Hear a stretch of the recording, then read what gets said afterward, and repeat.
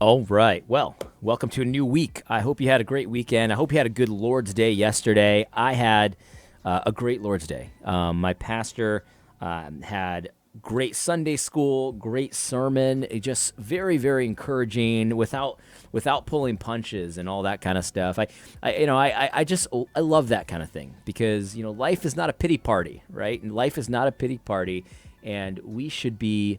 Of all people, we should be the people that are most grateful for the things that we have and just the community that we have. Brothers, if you don't have a church that's open, for goodness sake, please find a church that is open. You need to go to church. You need to have brothers and sisters in the Lord that you can count on, that you can spend time with and all this kind of stuff. I had a chance to spend time with my pastor's family afterwards. We brought them dinner and hung out and talked and all this kind of stuff, and they prayed for us, and man, it was great. It was needed. It was great. I hope that you had a good Lord's Day as well. But I wanted to talk about just something that I just found so encouraging, and it's directly related to the stuff that I talk about, the social justice stuff. In many ways, when you look at social justice rhetoric, and you look at, you read their books, you read their blog posts, you look at their videos and all this kind of stuff, there's one thing that is just missing so much from their content and from frankly, from their lifestyle. You know what I mean? What they focus on, what they're all about. And it's this idea of gratitude, right? It's gratitude. And gratitude is something that Christians ought to make a habit of, ought to make a practice of. And it's so easy to fall out of a feeling of gratitude. Just even myself, I've told you on the channel that I've been, on an epic losing streak at work, a few weeks in a row of just things falling apart, deals falling apart, all this kind of stuff. And I'm okay, so don't worry about it.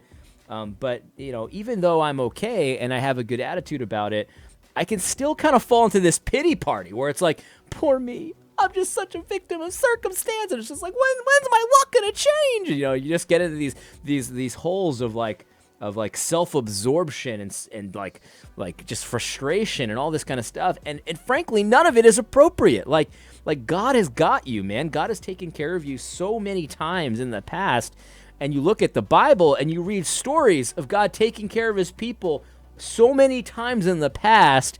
And yet you allow yourself to be in this pity party where it's but not this time. What's gonna happen to me? Woe is me. You know what I mean? And it's just you're always wanting more. You're always and I don't know. It just like gratitude is so important because the reality is, as Christians, we know that we're not owed anything, right? We're not owed anything except death. What does it say in the Bible? The wages of sin is death. So the wages, what you're owed, what you agreed to, is that when you sin, what you get in return is death. And it's that really humbles you, right? I'm a sinful man, and if you're watching this video, there's a very good chance that you know that you're a sinful man or woman, and God doesn't owe you diddly. You know what I mean? It's you should be destroyed, and yet God has been merciful to you. He has been merciful to me. And so what is the response that we ought to have when we understand that God has been merciful to us? Even in the Lord's Prayer, forgive us our debts as we forgive our debtors. It's forgive our trespasses. But we turn around so often, we don't want to forgive those who have trespassed against us. It's you're owed something. You're not owed anything except for death. That's what you're owed. But God instead, he takes that, he exchanges that, right? And then Christ died. And now you can live. So you died with Christ, you crucified with Christ, and now you've raised with Christ. That's just such an amazing thing. And to have anything but gratitude in that situation makes no sense. This was revealed so much to me in our Sunday school on Sunday. We were talking about Acts 2, and I'm just going to read it from the authorized version here. just about what the people that were converted, like what they were like after they were converted to Christ. Peter preaches a sermon, and a lot of people are converted and baptized, and all this kind of stuff. Their sins are forgiven, and what are they like, right? So here's what it says. It says this in chapter 2, verse 42. It says, "And they continued steadfastly in the apostles' doctrine and fellowship, and in the breaking of bread and in prayers. And fear came upon every soul, and many wonders and signs were done by the apostles, and all that believed were together, and had all things in common. And they sold their possessions and goods, and parted them to all men as every man had need." And listen, this is the one that blew my mind. "And they, continuing daily with one accord in the temple, and breaking bread from house to house, did eat their meat with gladness and singleness of heart." I don't know why that just jumped at me. They ate their meat, they took their food, they received their food with gladness and singleness of heart.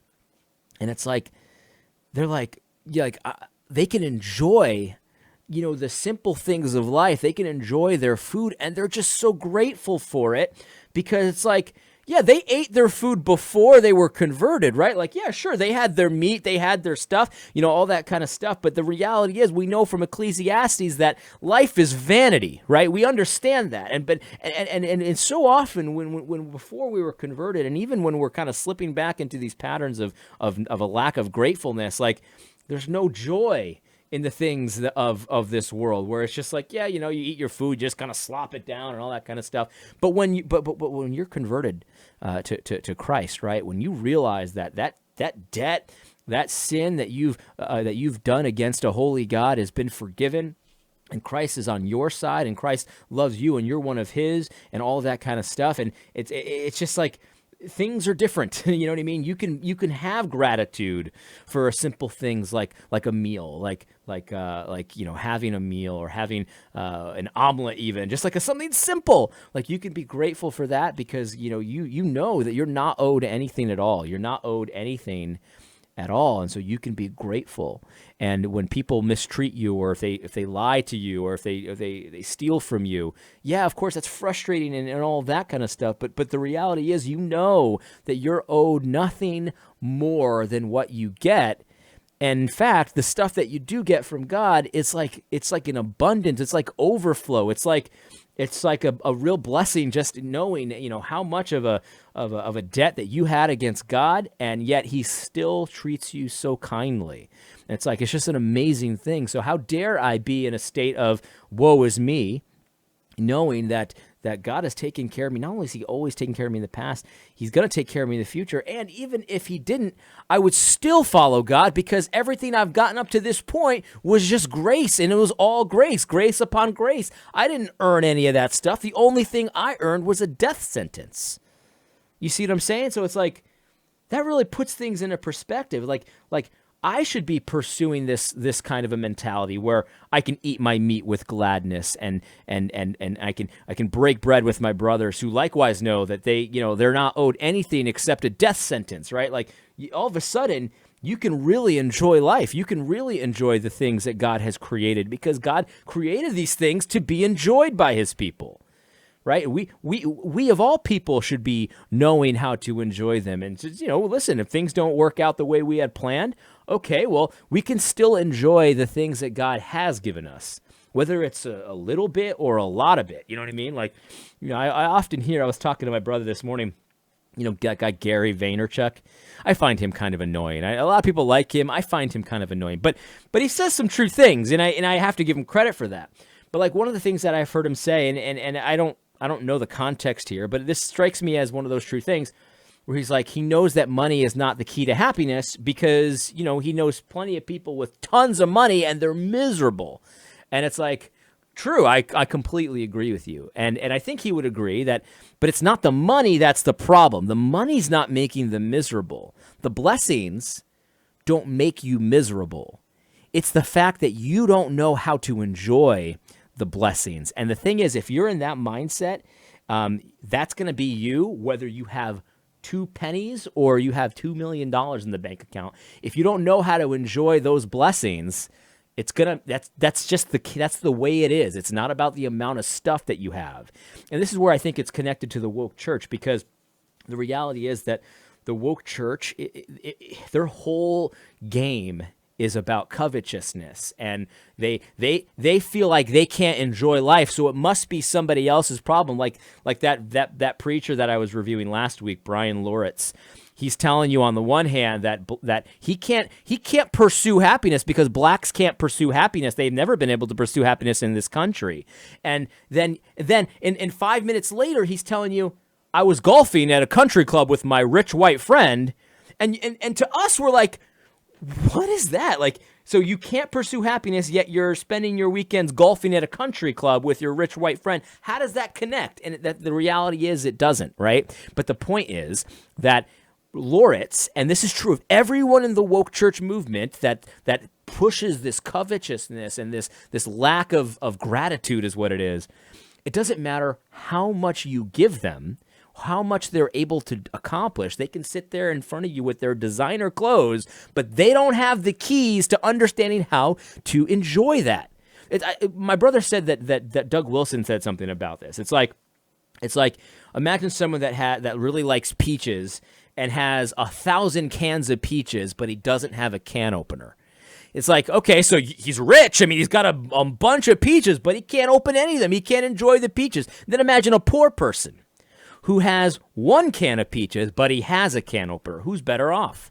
That poor person's better off because he can actually enjoy the things that God has given him.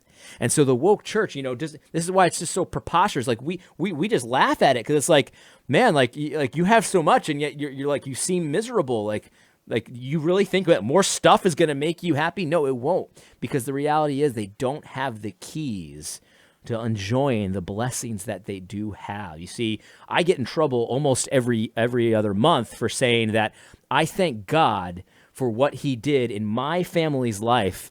He brought my family over from Africa in the slave trade, and now I'm here, and my family became Christians, and now I'm in the position that I'm in that I would never have been in, most likely, if had my ancestors remained in Africa. And people go, well, how dare you, AD?